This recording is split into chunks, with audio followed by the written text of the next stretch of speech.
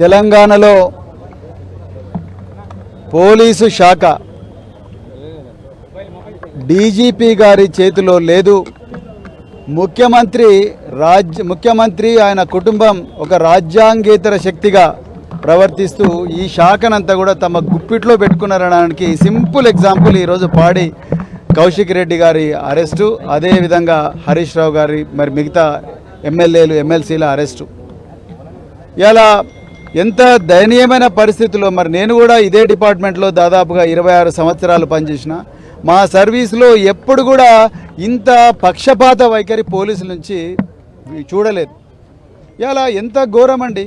ఒక సామాన్య పౌరుడు పోలీస్ స్టేషన్కు పోతే ఆయన ఇచ్చిన కంప్లైంట్కు కనీసం అక్నాలెడ్జ్మెంట్ ఇవ్వాలి.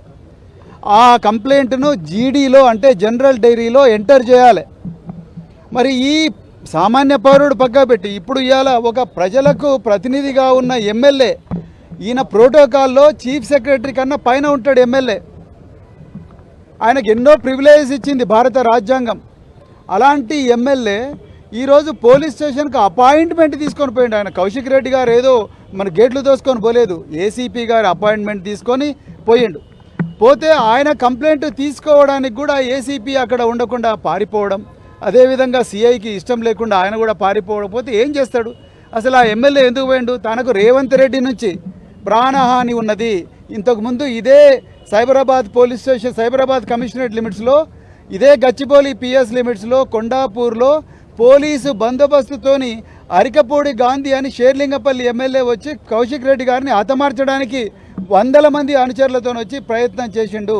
నా ప్రాణాలకు భయం ఉన్నది. ఆ రోజు కౌశిక్ రెడ్డి గారితో నేను ఇదే గచ్చిబౌలి పోలీస్ స్టేషన్ నుంచి తెలంగాణ భవన్కు పోయేటప్పుడు కౌశిక్ రెడ్డి గారికి 2-3 కాల్స్ వచ్చినాయి. షేర్లింగపల్లి నుంచి అరికపూడి గాంధీ అనుచరులు, బిడ్డ నువ్వు ఇక్కడ ఎట్లుంటావో మేము చూస్తాం, నీ బిడ్డ ఏ స్కూల్కి పోతుందో మాకు తెలుసు, నీ సంగతి చూస్తామని చెప్పి బెదిరిస్తే ఆ రోజు ఆయన మళ్ళీ పోలీసు వాళ్ళకు కూడా కంప్లైంట్ ఇచ్చిండు. ఆయన సెల్ ఫోన్ ట్యాప్ అవుతున్న విషయం ఆయనకు స్పష్టంగా తెలుసు. అందుకొరకే ఇవన్నీ రేవంత్ రెడ్డి చేయిస్తున్నాడు. రేవంత్ రెడ్డి నుంచి నాకు ప్రాణహాని ఉంది అని చెప్పి కౌశిక్ రెడ్డి కంప్లైంట్ ఇవ్వడానికి పోతే ఉల్టా ఆయన మీద కేసు బుక్ చేయడం ఏంది అంటే మీరు అర్థం చేసుకోండి. ఇవాళ కేటీఆర్ గారి మీద 6 కేసులు పెట్టిండ్రు, హరీష్ రావు గారి మీద 5 కేసులు పెట్టిండ్రు. అదేవిధంగా ఇంకా ఎంతోమంది మీద పట్నం నరేందర్ రెడ్డి కేసు అయితే అత్యంత ఘోరమైన కేసు అది. ఆయనకు ఆ లగచర్లలో జరిగిన ఘటనకు ఏమాత్రం సంబంధం లేదు. కలెక్టర్ ఓపెన్గా చెప్తున్నాడు, అయ్యా నా మీద దాడి జరగలేదని చెప్తున్నాడు. అయినా కూడా పట్నం నరేందర్ రెడ్డి ఎక్స్ఎమ్మెల్యే ఉదయం పార్కులో వాకింగ్ చేస్తుంటే మఫ్టీలో పోలీసులు వచ్చి ఒక క్రిమినల్ ఎత్తుకపోయినారు. ఇవాళకి 25 రోజుల నుంచి జైల్లో ఉన్నాడు. పోలీసు వాళ్ళు ఆయన చెప్పని నేర ఒప్పుకోలు పత్రం రాసిండ్రు, కన్ఫెషన్ స్టేట్మెంట్ రాసిండ్రు. ఆయన కోర్టు నుంచి, ఆయన జైల్లో నుంచి లాయర్ను పిలిపించి పట్నం నరేందర్ రెడ్డి నేను పోలీసు వాళ్ళకి ఈ విషయాలు చెప్పలేదు, నాకు ఆ ఘటనకు సంబంధం లేదు అని చెప్పినా కూడా ఈరోజు పోలీసు వాళ్ళు ఆయనను రిలీజ్ చేయడం లేదు. ఇలా హరీష్ రావు గారిని ఎందుకు తీసుకొచ్చిండ్రు? ఒక సీనియర్ మినిస్టరు, ఒక ఎమ్మెల్యే, సిట్టింగ్ ఎమ్మెల్యే. అదేవిధంగా మరి కౌశిక్ రెడ్డిని ఎందుకు పెట్టిండ్రు? ఇవన్నీ ఇప్పుడు పెద్దలు నిరంజన్ రెడ్డి గారు చెప్పినట్టుగా ఇవన్నీ కూడా bailable sections. Supreme Court Avinish Kumar versus state of బీహార్లో చాలా క్లియర్గా చెప్పింది. 7 సంవత్సరాల కన్నా తక్కువగా పనిష్మెంట్ ఉన్న అన్ని సెక్షన్స్ కూడా ఈరోజు స్టేషన్లో బెయిల్ ఇవ్వాల్సిందే అని చెప్పింది. ఒక గౌరవప్రదమైన ఎమ్మెల్యేని కూడా నమ్మకపోతే ఎవరు నమ్ముతారు?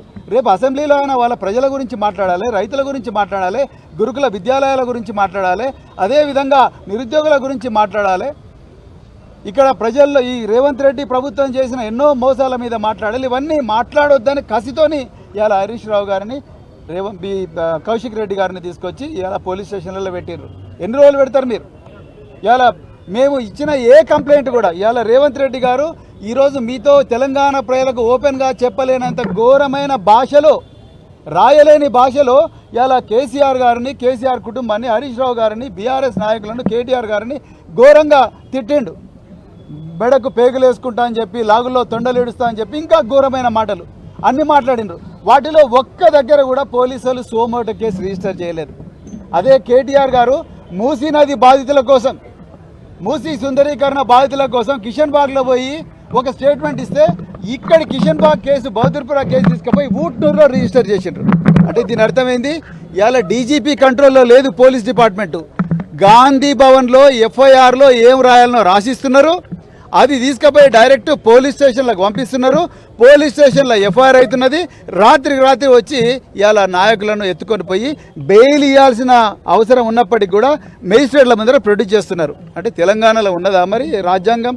ఒకవైపు రాహుల్ గాంధీ నువ్వేమో రాజ్యాంగం పట్టుకొని తిరుగుతున్నావు, ఇక్కడనేమో అదే రాజ్యాంగం మాకు ఇచ్చిన స్వేచ్ఛగా తిరిగే హక్కు ఆర్టికల్ 19, అదేవిధంగా జీవించే హక్కు ఆర్టికల్ 21, ఇవి రెండు కూడా రాజ్యాంగం మాకు ఇచ్చింది. కానీ రాజ్యాంగం ఇచ్చిన హక్కును కాలరాస్తున్నావు. నేను పోలీస్ అధికారులకు చేతులు జోడించి 4 కోట్ల మంది తెలంగాణ ప్రజల తరపు నుంచి నేను ఒక్కటే రిక్వెస్ట్ చేస్తున్నా, అయ్యా దయచేసి మీరెవ్వరు కూడా భయపడకండి.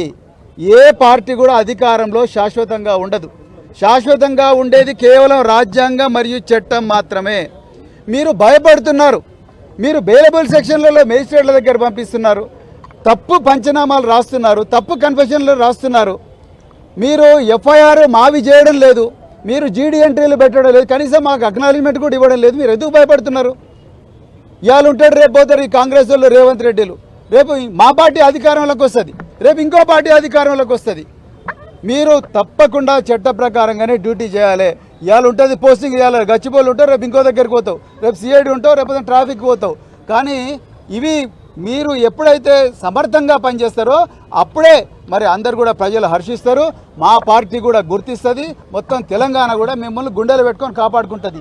మీరు ఈ విధంగా వీళ్ళు చెప్పిన అక్రమ ఆర్డర్లు తీసుకొని రాత్రి అక్రమంగా కేసులు చేసి మరి బెయిల్ ఇవ్వాల్సిన కేసుల్లో కూడా మేజిస్ట్రేట్ల మీద ప్రొడ్యూస్ చేసి జైళ్ళల్లోకి దోసి మమ్మల్ని జైళ్ళల్లో టార్చర్లు పెట్టి పోలీస్ స్టేషన్లో టార్చర్లు పెట్టి చేస్తే మాత్రం తప్పకుండా రాబోయే రోజుల్లో మరి ప్రతి ప్రభుత్వ ఉద్యోగి కూడా చాలా ఇబ్బందులు పడతారు. అందుకొరకే దయచేసి మీరు చట్ట ప్రకారంగా చేయాలని చెప్పి నేను కోరుకుంటున్నా. మీరు ఎట్టి పరిస్థితులు కూడా చట్ట వ్యతిరేకమైన ఆదేశాలు తీసుకోకండి.